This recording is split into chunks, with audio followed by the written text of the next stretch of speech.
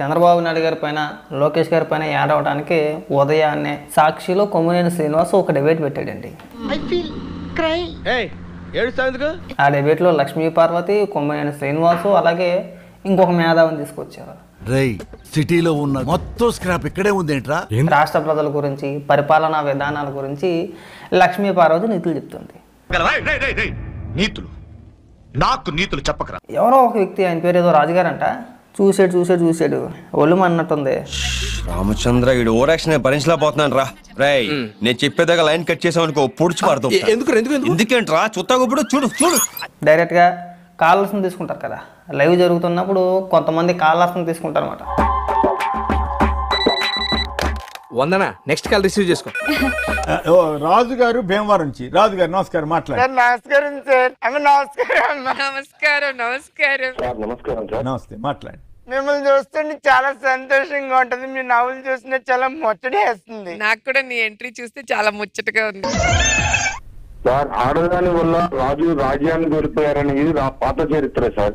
కరెక్టే, నేనేం కాదనలేదే. ఎన్టీఆర్ గారికి లక్ష్మీ పార్వతి గారు స్టెరాయిడ్స్ ఇచ్చేసి ఈమె చేశారనేది ఈమె మీద ఆరోపణ అనుకున్నారా? మొగుడిని వదిలేసి పోయిన దాంతో అంటే ఆవిడని తీసుకొచ్చి లైవ్లో కూర్చోపెట్టి మీరు ఏం సందేశం ఇద్దాం అనుకుంటున్నారని మాట్లాడితే ఎవడు చెప్పాడు? వాడే మీ ఆవిడి ఫ్లైట్ కదా, లేచిపోయిందటగా. మొగుడిని వదిలేసి వచ్చినామో ఈమె తీసుకొచ్చి టీవీ పిచ్చివాడు మాకండి. ఏం ఫీల్ ఉండదు మామయ్య. ఇమీడియట్గా కట్ చేసేసి అతని మీద సీరియస్ అయిపోతున్నారండి. కట్ చేయరా, ఛాన్స్ అయిపోయింది కట్ చేసి. పిచ్చివాడు మాక రాజు. ఏంట్రా రెచ్చిపోతున్నావు? ఏం చేస్తావా? కొట్టాలంటే పెద్ద ఆలోచించారా? చూసావా ఎంత సింపుల్. నువ్వు ఎందుకు వచ్చావో అర్థమైంది. నువ్వు పిచ్చివాడు వాగితే నీకే నష్టం. పిచ్చివాడు వాకుండా కూర్చో, లేకపోతే కింద పడి స్కూటర్ ఎక్కిస్తాను. పిచ్చివాగుడు ఏంటివి? ఆ పిచ్చివాగుడు ఏంటిరా కర్రోడా కొమ్మినేని? పిచ్చివాగుడు ఏంటి? ఏమండి, give respect and take respect. మర్యాదగా చెప్తున్నాను, గౌరవం తగ్గించి మాట్లాడొద్దు. ఎవరు విడాకులు తీసుకోవట్లేదా? ఏం మాట్లాడతావు? మొదటి భర్త ఉండగానే విడాకులు తీసుకోకుండా అసలు ఎన్టీఆర్ గారిని ఎలా పెళ్లి చేసుకుంది?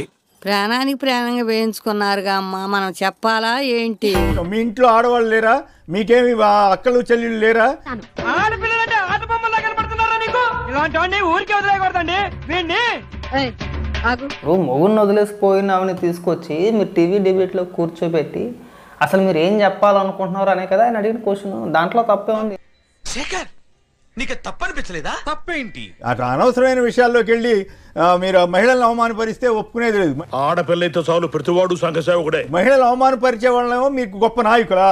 నా క్యారెక్టర్ని, నా పుట్టుకను ఇలా ఎన్ని విధాలు వీలైతే అన్ని విధాలు నాశనం చేయడానికి చూసింది ఒక్క జగన్మోహన్ రెడ్డి గారు మాత్రమే.